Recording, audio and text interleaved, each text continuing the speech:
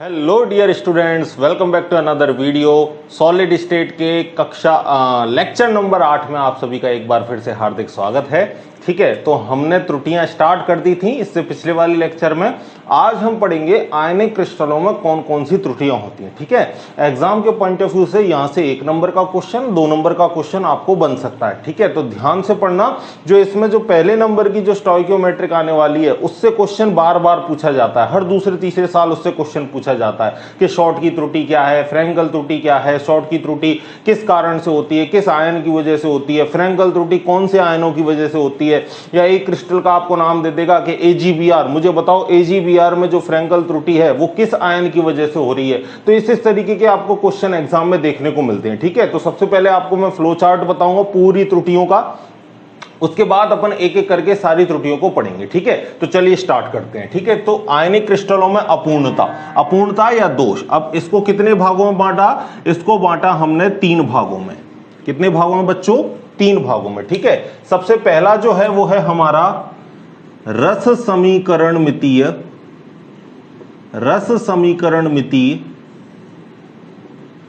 दोष। ठीक है, या त्रुटि। और इसका इंग्लिश में नाम क्या है? हिंदी में ही लिख देता हूं मैं, स्टोइकियोमितीय दोष, स्टोइकियोमेट्रिक डिफेक्ट। ठीक है, दूसरा क्या है? अरस समीकरण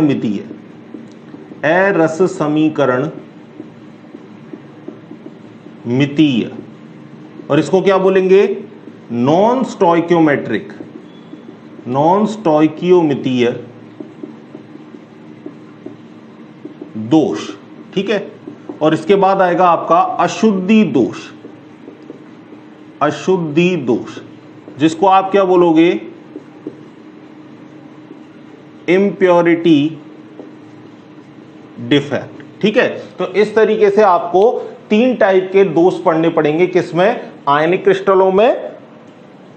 और आयनिक क्रिस्टलों में अब इनके हम आगे से और पार्ट पढ़ेंगे कि इनके अंदर और कौन कौन से पार्ट आपके आते हैं। ठीक है, तो चलिए देखिएगा, एक एक करके पढ़ेंगे। ठीक है, पहला है रस समीकरण मितीय दोष। तो रस समीकरण मितीय दोष में देखो, इसको पुनः 2 भागों में बांट दिया, और इसके अंतर्गत आप पढ़ोगे नंबर 1 है आपका शॉर्ट की दोष या शॉर्ट की त्रुटि,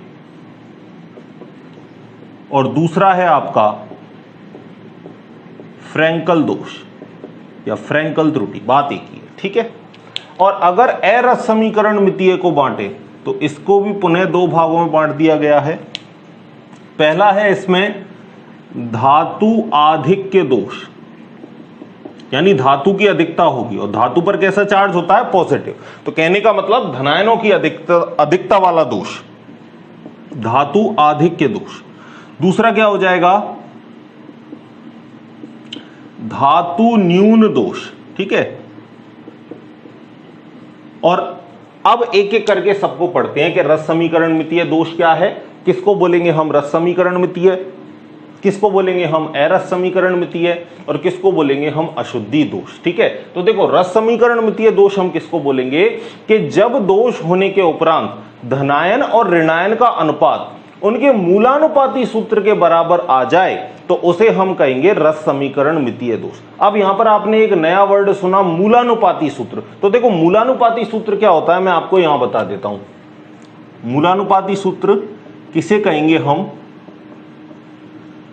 मूलानुपाती सूत्र।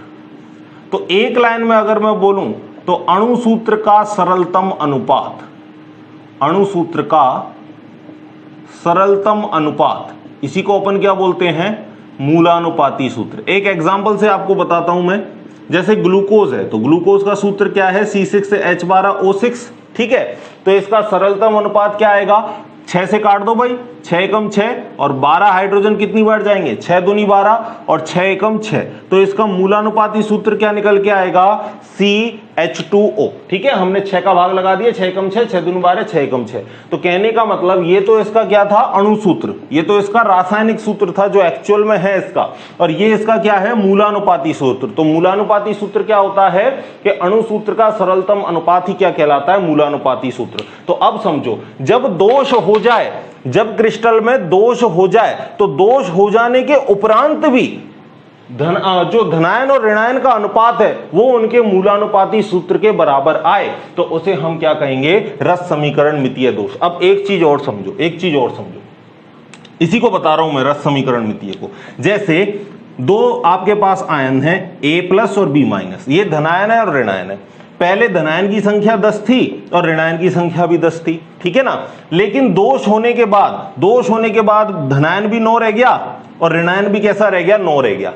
दोष होने के बाद धनायन भी 9 और ऋणायन भी 9। तो आप देखोगे अगर अनुपात निकालोगे तो 10 का और 10 का अनुपात निकालूं तो भी क्या आएगा, 1:1, और 9 और 9 का अनुपात निकालूं तो भी अनुपात क्या आएगा, 1:1। तो देख लो, चाहे पहले देख लो चाहे बाद में देख लो, अनुपात में फर्क नहीं आया, अनुपात कैसा रहा, बराबर रहा। ठीक है, लेकिन दोष हो गया।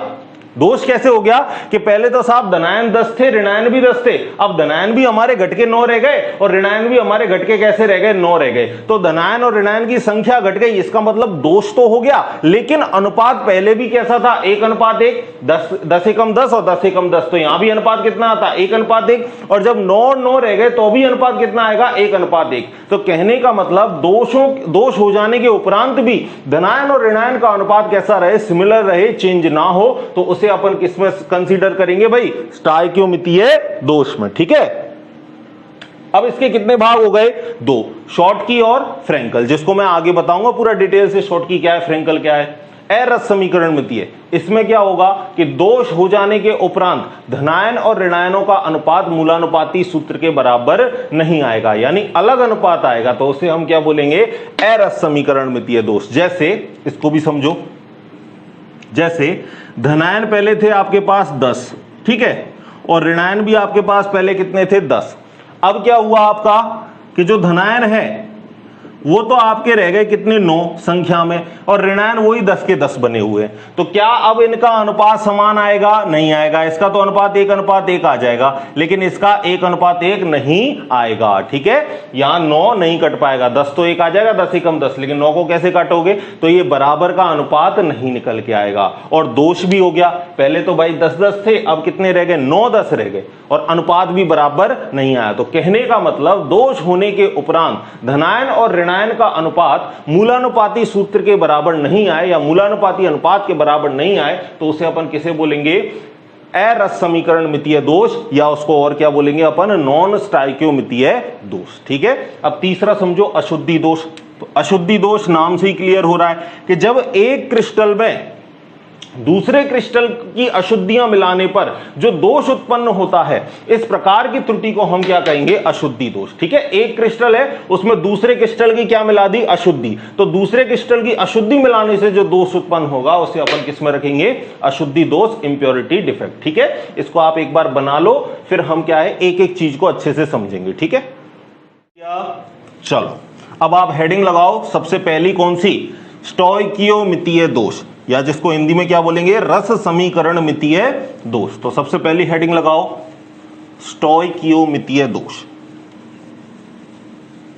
अच्छा, इसमें धातु आधिक्य और धातु न्यून भी थे, तो धातु आधिक्य का मतलब धातु की अधिकता होगी, धातु न्यून का मतलब दोष इस प्रकार से होगा जिसमें धातुओं की संख्या कम हो जाएगी। ठीक है, तो अब अगली हेडिंग लगाओ आप, अगली हेडिंग लगाओ, स्टोइकियोमितीय दोष। स्टोइकियोमितीय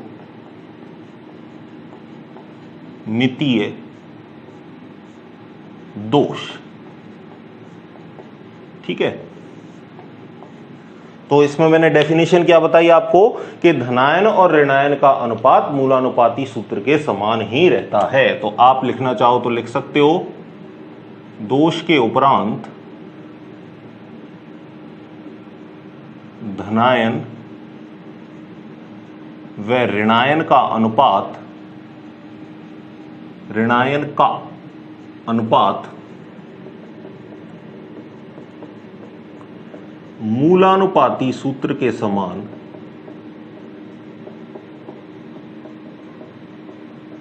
होता है। ठीक है, आप मैं बोल रहा हूं तो बोल के भी आप अपनी लैंग्वेज में लिख सकते हो। ठीक है, मतलब आपको समझ में आना चाहिए। मैं सारी चीजें, सारी डेफिनेशन आपको समझा रहा हूं, तो आप बैठ के लिख भी सकते हो। मैं आप बोर्ड पे लिख के टाइम उसमें वेस्ट करूं तो उससे मतलब है नहीं। और मैं आपको पीडीएफ फॉर्म में नोट से दे रहा हूं तो उससे भी दिक्कत वाली बात नहीं है, आप देख के भी उसमें डेफिनेशन को लिख सकते हो। देखो सारी चीजें लिखी हुई हैं, बात है हमको समझने की, हमको समझ में कितना आ रहा है। अगर समझ में आपको आ गया तो सारी चीजें आप खुद ब खुद लिख दोगे। ठीक है, अगली बात करते हैं। ठीक है, स्टोइकोमितीय दोष, और ये कितने प्रकार के होते हैं भाई? 2 प्रकार के। तो पहला प्रकार पढ़ लेते हैं, शॉर्टकी दोष। शॉर्टकी दोष, ठीक है। और दूसरा कौन सा था? फ्रैंकल दोष, जिसको अभी हम आगे देखेंगे। ठीक है, तो शॉर्टकी दोष में सबसे पहले मैं आपको क्रिस्टल की स्ट्रक्चर बना के फिर बताऊंगा, फिर समझाता हूं आपको एक एक पॉइंट।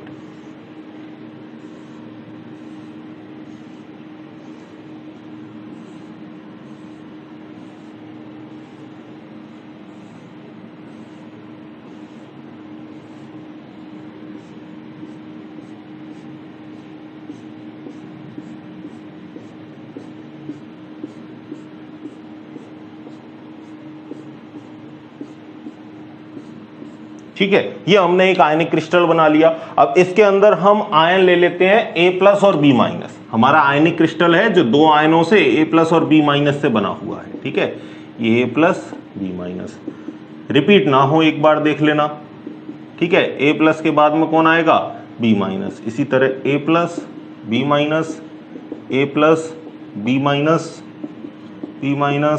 A+, B-, A+। ठीक है, तो ये तो आपका एक नॉर्मल क्रिस्टल है। अब देखो शॉर्टकी क्रिस्टल में क्या होगा, शॉर्टकी दोष में क्या होगा?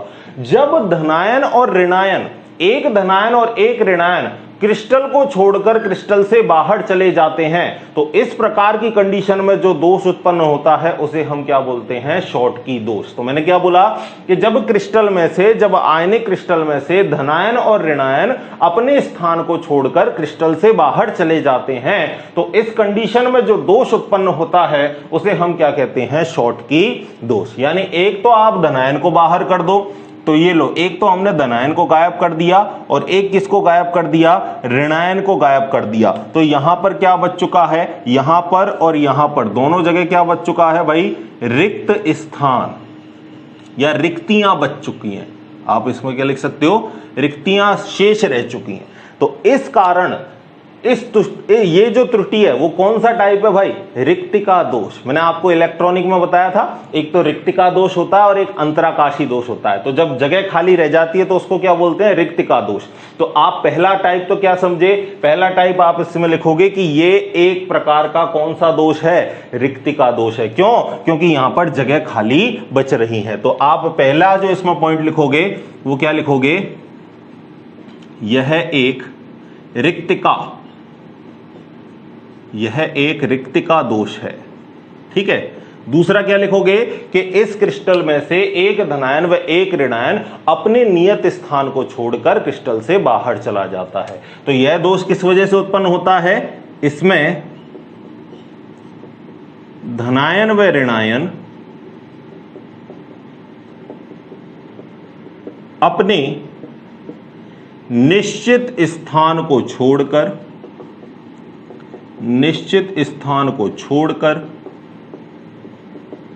क्रिस्टल से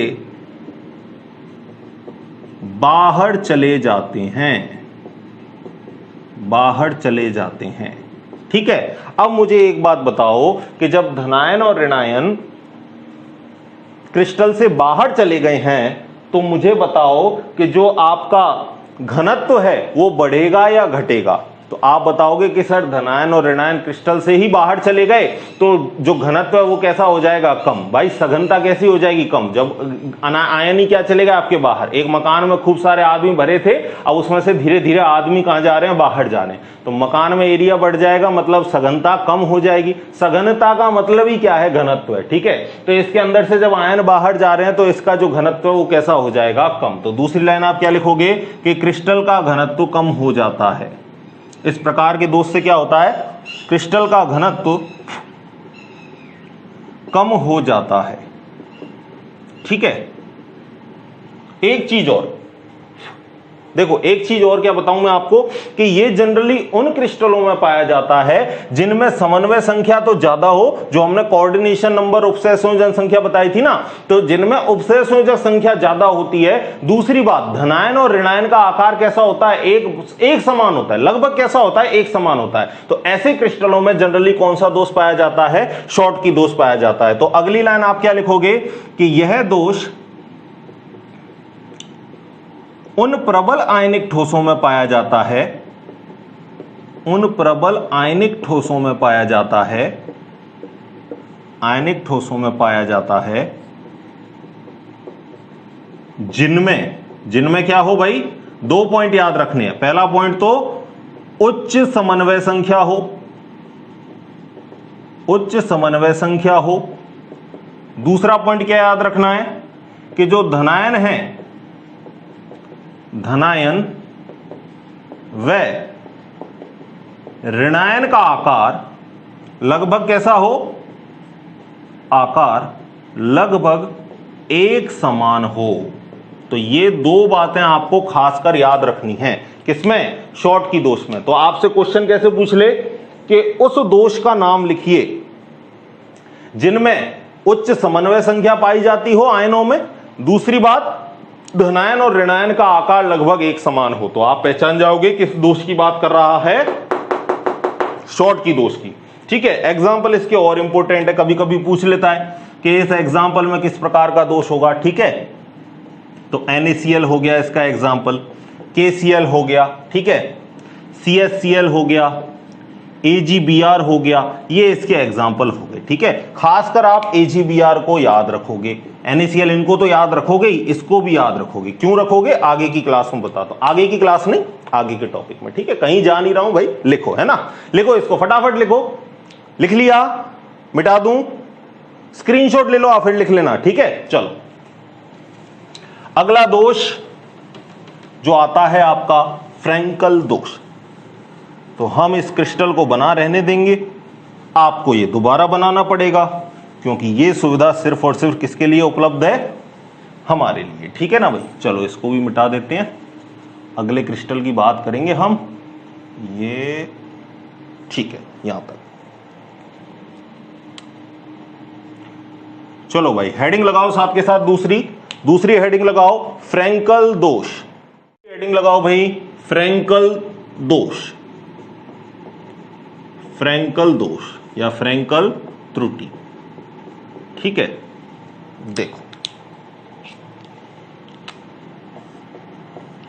देखो भाई फ्रैंकल दोष में क्या होना है, पहले सारी बातें समझ लो फिर थ्योरी लिख लेंगे। ठीक है, तो देखो पहले तो क्रिस्टल को बना लेते हैं हम, पहले जैसा कि जैसा था।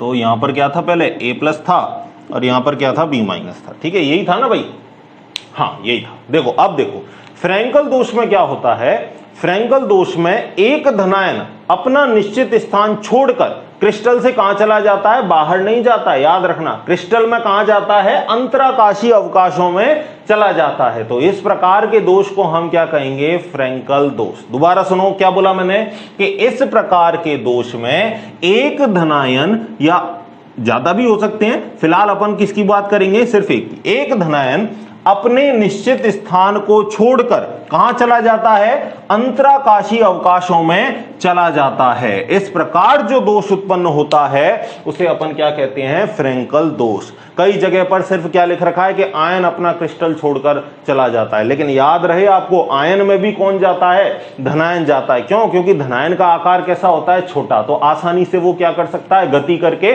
कहीं भी फिट हो सकता है। छोटा आकार होगा तो आराम से फिट हो जाएगा, बड़ा आकार होगा तो बीच में फिट होने में उसको दिक्कत आएगी। समझ में आ रही है ना आपको बात। तो इस वजह से आपको याद रखना है, बुक में भी नहीं दे रखा तो आप मेरी बात सुन लो कि फ्रैंकल दोष में क्या होता है, धनायन अपना निश्चित स्थान छोड़कर अंतराकाशीय अवकाशों में चला जाता है। इस प्रकार जो त्रुटियां उत्पन्न होती हैं उसे हम क्या बोलेंगे, फ्रैंकल त्रुटि। अच्छा, ये अब स्टाइकियोमेट्री कैसे, इसको भी समझो। स्टाइकियोमेट्री में क्या बताया मैंने, अनुपात समान रहना चाहिए। अनुपात समान अगर नहीं रहा तो वो नॉन स्टाइकियोमेट्री में आ जाएगा। अब देखो स्टाइकियोमेट्री कैसे रहा कि मान के चलो पहले हमारे पास A+ कितने थे, 10 थे, और B- भी कितने थे, 10 थे। ठीक है, B- भी कितने थे हमारे पास, 10 थे। अब हमारा क्या हो गया, दोष हो गया भाई, और दोष कौन सा हुआ, फ्रैंकल दोष। अब हमारे पास धनायन भी 10 है और ऋणायन भी 10 है है ना भाई। अरे कृष्ण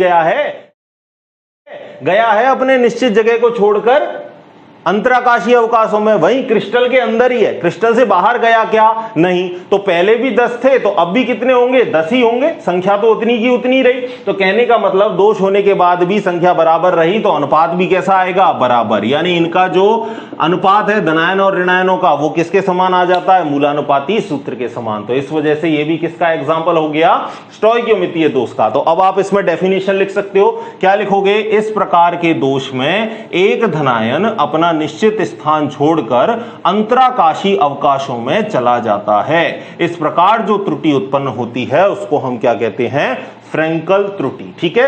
दूसरी बात आपको पता है कि जगह को छोड़कर कहां गया, अंतराकाशी अवकाशों में। तो यहां पर क्या लिखोगे, ये किस प्रकार का दोष है, यह एक अंतराकाशी दोष है। अंतराकाशी दोष क्यों हुआ भाई, क्योंकि जो आयन है वो कहां जाता है, अंतराकाशों में जाता है। ठीक है। तो अंतराकाशी दोष है। दूसरी लाइन मैंने आपको बता दी कि धनायन अपना निश्चित स्थान छोड़कर अंतराकाशी अवकाशों में चला जाता है। इस प्रकार की त्रुटि को फ्रैंकल त्रुटि कहते हैं। ठीक है। अगली बात मुझे बताओगे कि इसका घनत्व कैसा रहेगा। घनत्व मुझे बताओ, क्या घनत्व बढ़ेगा या घनत्व घटेगा या घनत्व बराबर रहेगा, बताओ।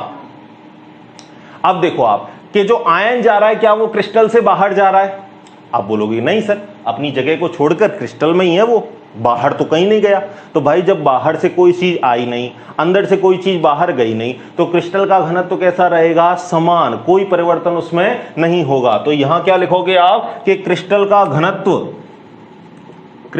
घनत्व कैसा रहता है, समान रहता है, कोई चेंज नहीं आता, क्रिस्टल का घनत्व समान रहता है। अगली बात, फ्रैंकल दोष उनमें पाया जाता है, फ्रैंकल दोष जनरली उन आयनिक यौगिकों में पाया जाता है जिनमें समन्वय संख्या तो कैसी हो, समन्वय संख्या तो कैसी हो भाई, कम। उससे उल्टा कर देना, वहां तो समन्वय संख्या कैसी थी, ज्यादा, यहां समन्वय संख्या कैसी है, कम। तो समन्वय संख्या कम हो। दूसरी बात क्या है कि जो ऋणायन का आकार है, ऋणायन का आकार वो धनायन से कैसा होना चाहिए, बड़ा। ऋणायन का आकार धनायन से अधिक हो। यानी जो फ्रैंकल दोष है वो उन आयनिक यौगिकों में अधिकतर मिलता है जिनमें ऋणायन का आकार धनायन की तुलना में कैसा होता है, ज्यादा होता है। बात आ गई आपको समझ में। ठीक है। तो ये दोनों बातें आपको याद रखनी है कि समन्वय संख्या तो कम होनी चाहिए और ऋणायन का आकार धनायन से अगर ज्यादा होगा तो ऐसी कंडीशन में कौन सी त्रुटि होने की संभावना ज्यादा है, फ्रैंकल दोष। अच्छा, एक बात और मैं आपको बताऊंगा, शॉर्टकी दोष में आप याद रखना, टेम्परेचर बढ़ाने पर शॉर्टकी दोष कैसा होता है, बढ़ता है। ठीक है। अब इसके कुछ एग्जाम्पल और देख लेते हैं। एग्जाम्पल देखो, एग्जाम्पल इसके कौन कौन से हो गए, AgCl, AgBr, AgI, ZnS, zinc sulphide. ठीक है। तो अब देखो AgBr आ गया आपका वापस, तो इस वजह से मैंने वहां पर ये चीज अंडरलाइन करवाई थी। क्यों, क्योंकि जो AgBr है वो फ्रैंकल और शॉर्टकी दोनों दोष देता है। ठीक है। ये फ्रैंकल दोष भी देता है प्लस कौन सा देता है, ये शॉर्टकी दोष भी देता है। तो इस वजह से आपको याद रखना है कि AgBr दोनों प्रकार की त्रुटि दे सकता है, लेकिन जो ZnS है वो केवल और केवल कौन सी देता है, फ्रैंकल ही देता है। तो ये सारी बात आपको याद रखनी है। ठीक है। ये डायग्राम समझ में आ गया, नीचे लिख दोगे आप हर एक डायग्राम में इसी तरीके से। नीचे क्या लिखोगे आप, बिल्कुल बढ़िया जमा के नोट्स बनाने आपको, नीचे लिखोगे चित्र फ्रैंकल त्रुटि। ठीक है। और जो मैंने बातें आपको समझाई हैं उनको आप अपनी कॉपी में लिखोगे। ठीक है। इस डायग्राम को बनाओ। चलो अब दूसरे पर आ जाते हैं हम, दूसरे प्रकार पर, नॉन स्टोइकियोमितीय दोष। स्टोइकियोमितीय हमने पढ़ लिया, इसमें दो ही हैं, फ्रैंकल और शॉर्टकी। अब बात करते हैं हम नॉन स्टोइकियोमितीय दोष। तो आगे आप हेडिंग लगाओ, नॉन स्टोइकियोमितीय दोष। ठीक है। नॉन स्टोइकियोमितीय दोष। ठीक है। आगे कहां चेंज करना है, दोष होने के उपरांत धनायन व ऋणायन का अनुपात मूलानुपाती सूत्र के समान नहीं होता है। कैसा होता है, भिन्न होता है। तो आप यहां पे क्या लिखोगे कि मूलानुपाती सूत्र के समान नहीं होता है। ठीक है। इसको हम क्या कहेंगे, नॉन स्टोइकियोमितीय दोष। और ये कितने प्रकार के हैं, ये भी दो प्रकार के होते हैं। ये भी कितने प्रकार के होते हैं? 2 प्रकार के होते हैं। नंबर 1, धातु आधिक्य दोष।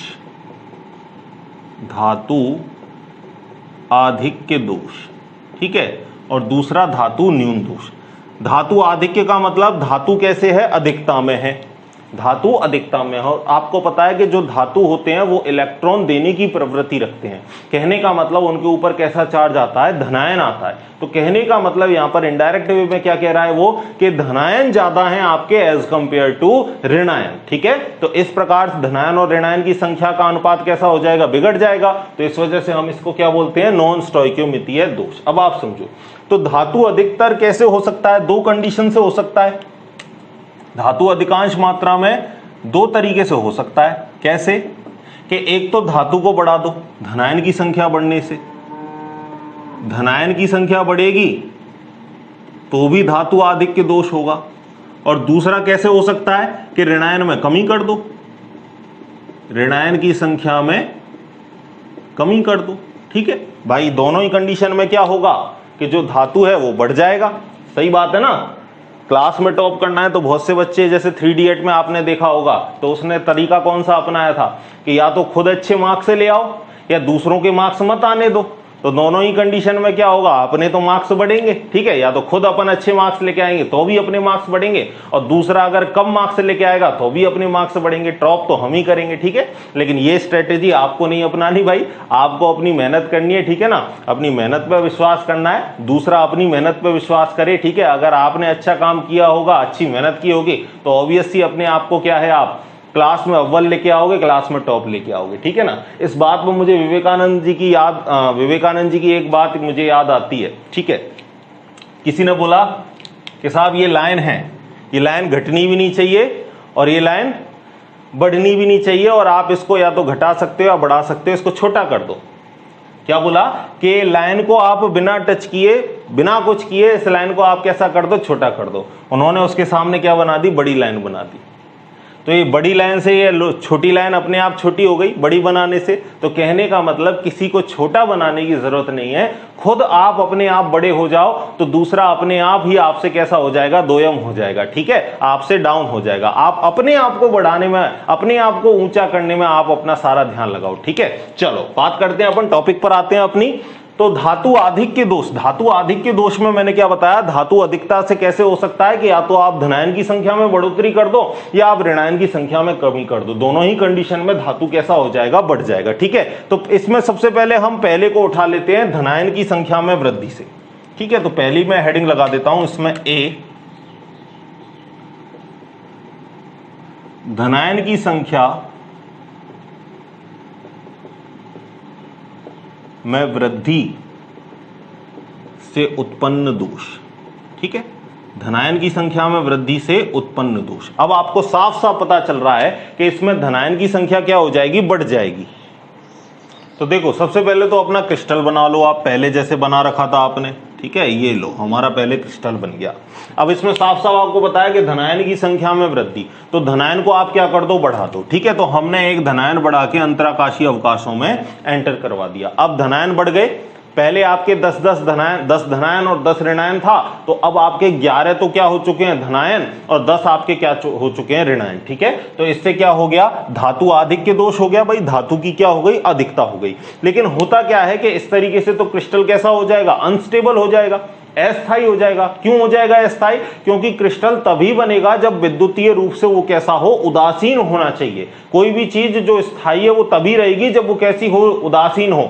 अगर धनावेश ज्यादा है तो वो ऋणावेश की तरफ भागेगी, और अगर ऋणावेश ज्यादा है तो वो धनावेश की तरफ भागेगी। कहने का मतलब कोई भी स्पीसीज है, कोई भी आपका क्रिस्टल है, वो कब स्थायी रहेगा? जब वो कैसा हो? उदासीन हो। तो अब देखो, जब यहाँ 11 धनायन हो गए, तो अगर मैं बोलूं कि जो पॉजिटिव चार्ज है, जो पॉजिटिव चार्ज है वो तो कैसा हो गया? बढ़ गया, और जो नेगेटिव चार्ज है वो कैसा हो गया? घट गया। यानी ये जो वैद्युतीय रूप से कैसा हो गया? ये अस्थायी हो गया, ठीक है। तो इसको विद्युतीय रूप से स्थायी बनाने के लिए इनके अंतराकाशों में किसकी उपस्थिति हो जाती है? कौन आ जाता है अंतराकाशों में?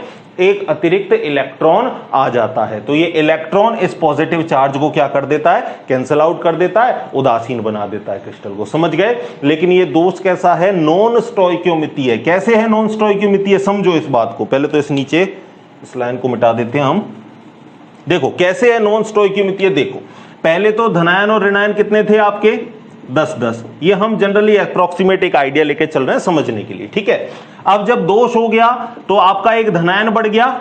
धनायन कितने हो गए, पहले तो 10 थे, अब एक एक्स्ट्रा आ गया तो धनायन कितने हो गए, 11। धनायन बढ़ गया। लेकिन ऋणायन बढ़ा क्या, ऋणायन बढ़ा क्या, नहीं बढ़ा। अरे बी माइनस बढ़ा क्या, बी माइनस बढ़ा क्या, नहीं बढ़ा। बी माइनस तो उतने के उतने ही है, सिर्फ और सिर्फ कौन बढ़ा है, इलेक्ट्रॉन बढ़ा है। और वो इलेक्ट्रॉन किसके लिए आया है, इस क्रिस्टल को उदासीन बनाने के लिए। तो जो बी माइनस है, जो ऋणायन है, वो भी अभी कितने बने हुए हैं, 10। तो देखो अनुपात बिगड़ गया, अनुपात बिगड़ गया धनायन और ऋणायन का। इस वजह से ये कौन सा दोष हो गया, नॉन स्टोइकियोमितीय दोष हो गया। आगे बात समझ में। तो अब इसमें थ्योरी में आप क्या लिखोगे, सुन लो थ्योरी में क्या लिखोगे, एक सेकंड देखो। हाँ थ्योरी में देखो, थ्योरी में क्या लिखोगे कि इस प्रकार के दोष में एक अतिरिक्त धनायन क्रिस्टल के अंतराकाशीय अवकाशों में आ जाता है, ठीक है। इस वजह से क्रिस्टल को उदासीन बनाने के लिए एक अतिरिक्त इलेक्ट्रॉन भी क्रिस्टल के अंतराकाशीय अवकाशों में उपस्थित हो जाता है। इस वजह से, इस कारण से जो दोष उत्पन्न होता है उसे हम क्या कहते हैं, धनायन की संख्या में वृद्धि से उत्पन्न दोष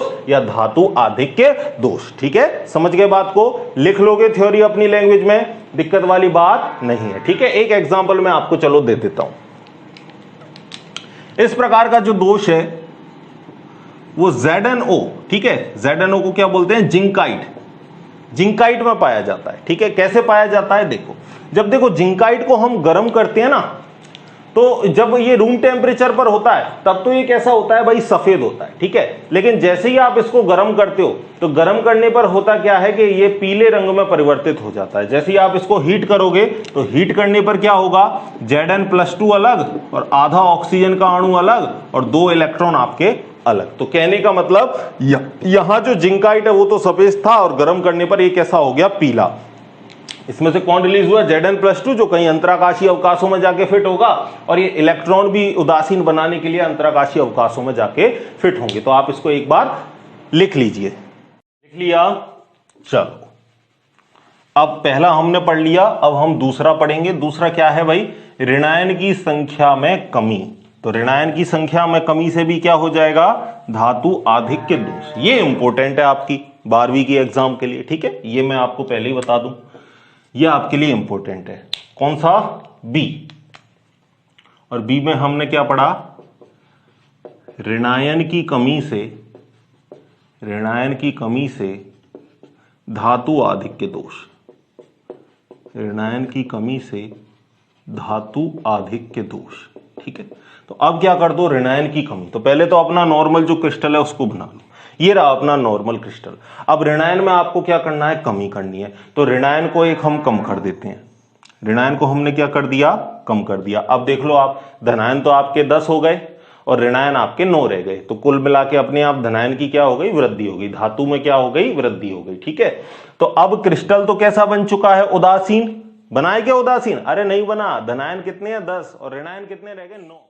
होता क्या है कि इस क्रिस्टल को विद्युतीय रूप से उदासीन बनाने के लिए जहां से ऋणायन गया है, जहां से ऋणायन गया है उसी स्थान पर एक अतिरिक्त इलेक्ट्रॉन आ जाता है। और इस इलेक्ट्रॉन के आ जाने से ये जो क्रिस्टल है वो विद्युतीय रूप से कैसा हो जाता है, उदासीन। भाई पहले ऋणावेश कैसा हो रहा था, कम हो रहा था बी माइनस के जाने से, तो ऋणावेश की जगह कौन आ गया, इलेक्ट्रॉन आ गया। तो इलेक्ट्रॉन पर भी चार्ज कैसा होता है, ऋणावेश, नेगेटिव चार्ज होता है। तो अब ये चार्ज जो है वो बराबर हो चुका है, चार्ज बराबर हुआ है। ठीक है, आवेश बराबर हुआ है।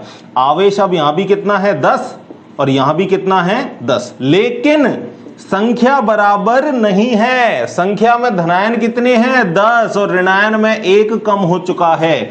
और संख्या बराबर नहीं होने से ये दोष कौन सा हो चुका है, नॉन स्टोइकियोमितीय दोष। तो समझ गए आप, ये इलेक्ट्रॉन क्यों आता है यहां, इस क्रिस्टल को विद्युतीय रूप से उदासीन बनाने के लिए। और ये अयुग्मित इलेक्ट्रॉन यहां जो आता है, इस केंद्र को हम बोलते हैं एफ केंद्र। सॉरी, देखो इस केंद्र को हम क्या बोलते हैं, एफ केंद्र। क्या बोलते हैं बच्चों, एफ केंद्र। और F केंद्र के कारण ही ये इस प्रकार के जो संकुल हैं वो कैसे होते हैं, रंगीन होते हैं, कलरफुल होते हैं। ठीक है, तो F जो वर्ड है यहां पर वो जर्मन शब्द से लिया गया है और इसका पूरा नाम फॉरबेनजेंटर है। ठीक है, जिसका मतलब क्या होता है, रंग प्रदान करना, रंग से रिलेटेड है। ठीक है, तो F केंद्रों के कारण ही, F सेंटर के कारण ही जो ये कंपाउंड है, जो ये क्रिस्टल है, वो कैसे होते हैं, रंगीन होते हैं, कलरफुल होते हैं। ठीक है, और F केंद्रों की संख्या बढ़ने पर इनका कलर और ज्यादा कैसा होता जाता है, गहरा होता जाता है। ठीक है, जैसे फॉर एग्जाम्पल मैं आपको बताऊं तो जो NaCl है उसका कलर कैसा होता है भाई, इसका कलर होता है पीला। ठीक है, जो KCl है इसका कलर कैसा होता है, बैगनी। ठीक है, या इसको दूसरा वर्ड भी बोलते हैं एक लाइलैक, याद रखना, बैगनी या लाइलैक। और इसके बाद LiCl का कलर कैसा होता है, इसका कलर होता है गुलाबी। ठीक है, तो F केंद्रों के कारण ही आपको क्या होता है, जो क्रिस्टल हैं वो कैसे बनते हैं, रंगीन। अब क्वेश्चन कैसे आता है, डायरेक्ट आपसे पूछ लेता है F केंद्र क्या है, तो आप क्या बोलोगे कि धातु आदिक के दोष में ऋणायन की कमी के कारण उस स्थान पर एक अतिरिक्त इलेक्ट्रॉन आ जाता है। इस केंद्र को ही क्या बोलते हैं, F केंद्र। और F केंद्र के कारण ये क्रिस्टल रंगीन होते हैं और इनका F केंद्रों की संख्या बढ़ने पर इनका रंग भी गहरा होता जाता है। तो आप इसको एक बार लिख लो, फिर हम आगे की बात करेंगे।